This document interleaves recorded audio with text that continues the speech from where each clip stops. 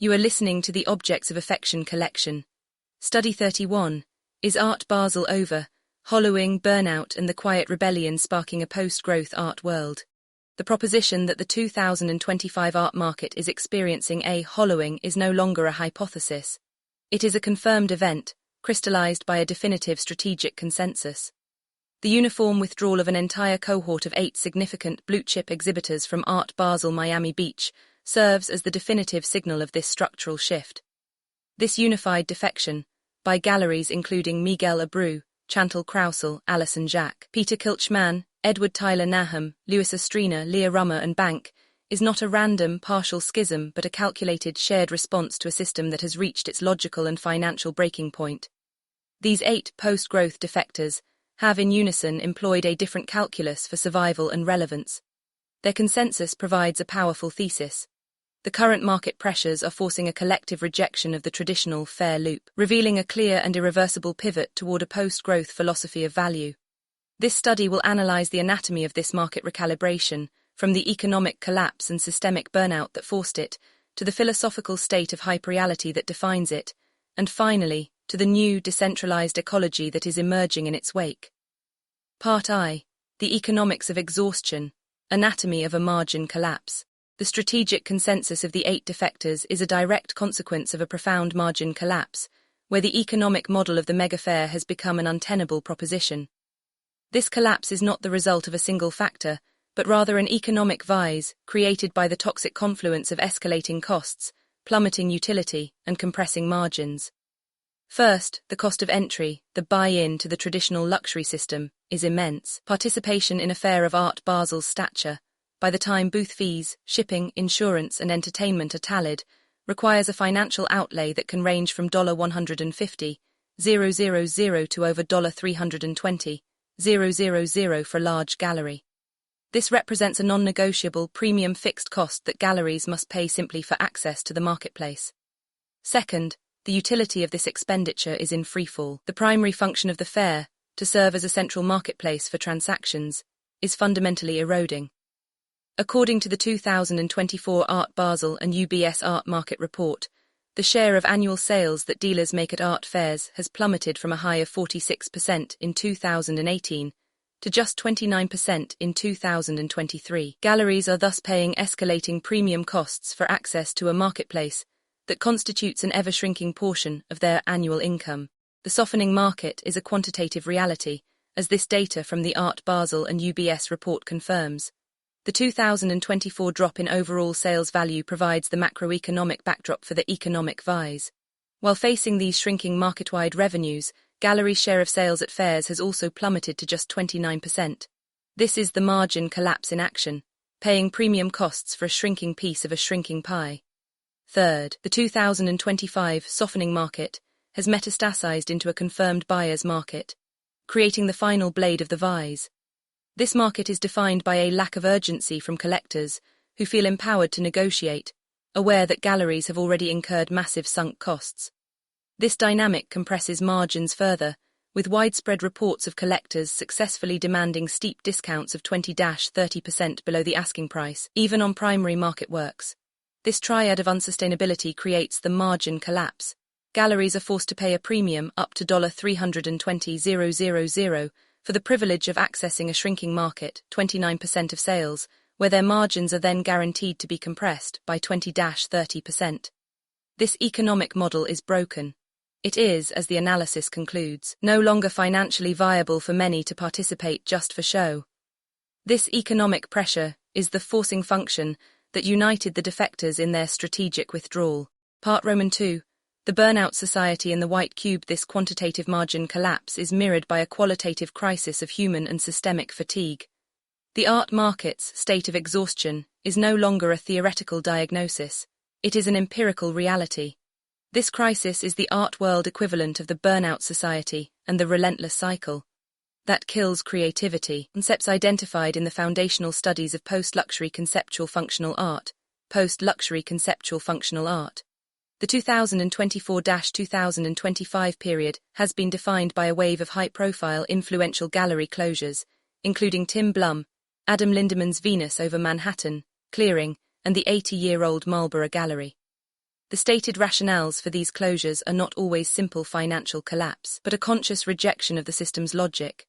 Dealers are explicitly citing systemic exhaustion, Tim Blum, fatigue with the pace and pressure of the business, Adam Lindemann, and the inescapable trap of the fare loop, the relentless need to keep up with scale and pace, gallerist Duyong Ro. This sentiment directly echoes the less than stellar verdict on Art Basel delivered by Miguel Abreu. This burnout is the human cost of maintaining the hyperreal spectacle. The fare loop is the burnout society in practice, an engine that requires a level of production, travel and capital burn that is fundamentally inhuman. To continue participating, despite knowing the detrimental financial and psychological costs, evokes a sense of l'appel du vide, the inexplicable call of the void. A seemingly irrational compulsion towards a known destructive path, driven by the system's relentless momentum. This systemic exhaustion is catalyzing what has been termed the big slowdown. Across the entire art ecosystem, institutions are being forced to scale back.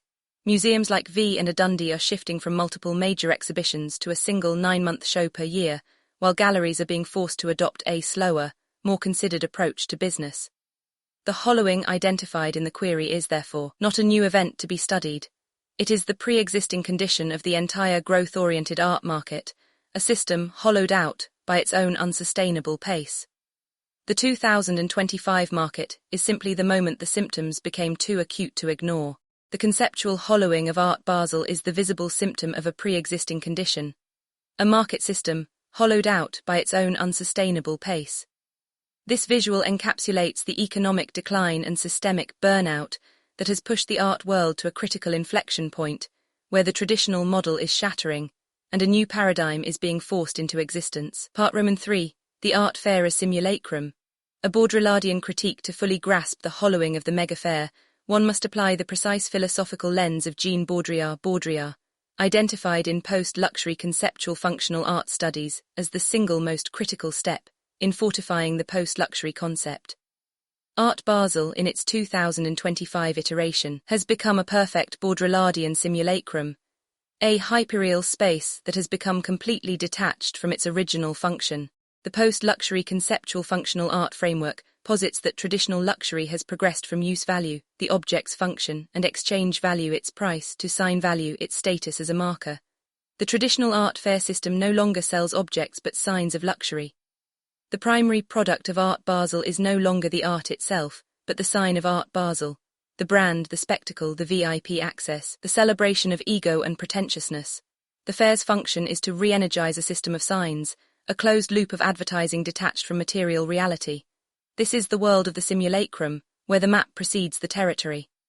At Art Basel, the map, the official exhibitor list, the VIP preview, the celebrity sightings, the social media spectacle, is the product. This is the sign value that galleries purchase for $320,000.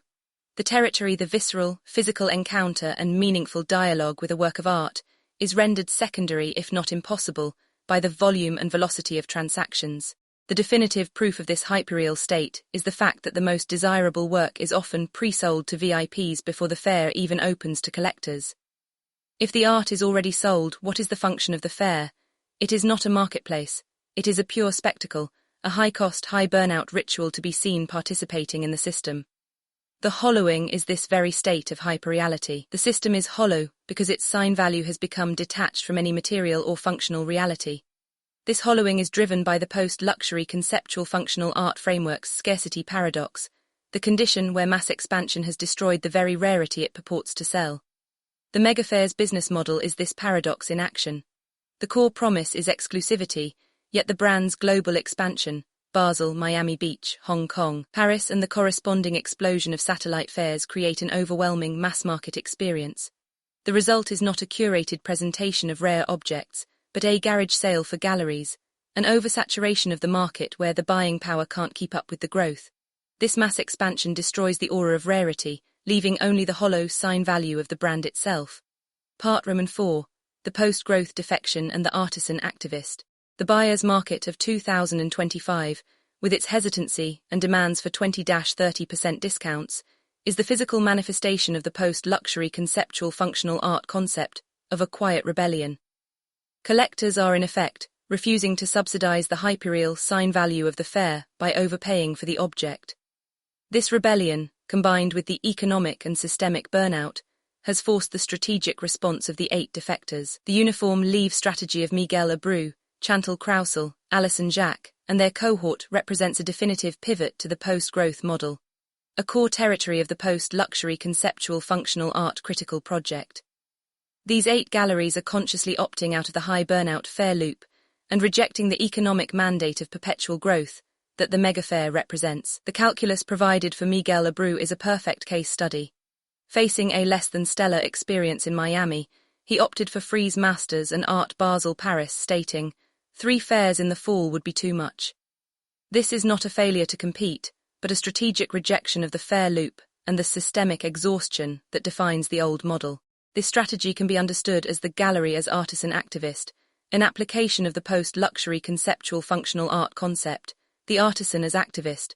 This framework identifies creators who reject their obsession with scale and the traditional calendar not as a business constraint, but as a philosophical and political act. By exiting Art Basel Miami, these galleries are making a conscious limitation of production. In this case, the production of high-cost, high-burnout fair booths. They are swapping the volume of the fair for the value of narrative control. Their capital and energy are being reinvested in more sustainable, controlled and narrative-rich activities that align with post-luxury conceptual functional art values. Curated in-gallery exhibitions, focusing on deep, transformed experiences within their own spaces, such as Alison Jacques 2025 programming in London and Miguel Abreu's robust in-house schedule of convenings. Museum and institutional placement, cementing artists' long-term legacies over short-term sales, a key strategy for galleries like Chantal Crousel. Strategic fair participation. This is not an anti-fair policy but a selective one. As seen with Abreu, Leah Rummer and Peter Kilchman, participation is focused on specific markets, e.g., European editions, to avoid the specific fatigue and less-than-stellar returns of the Miami iteration. This post-growth strategy is the direct antidote to the scarcity paradox. Where the mega-fair offered mass-marketed false scarcity, the artisan activist model creates authentic, controlled and narrative-driven scarcity. This is a definitive pivot to a model where value is defined by durability, craftsmanship and cultural relevance, over novelty and hype. Part V. Thesis. The hollowing as a repotting. This analysis provides a comprehensive thesis. The events at Art Basel Miami 2025 are unequivocally a sign of hollowing.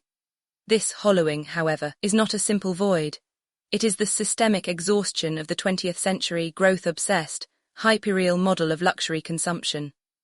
The 2025 buyer's market did not cause this collapse.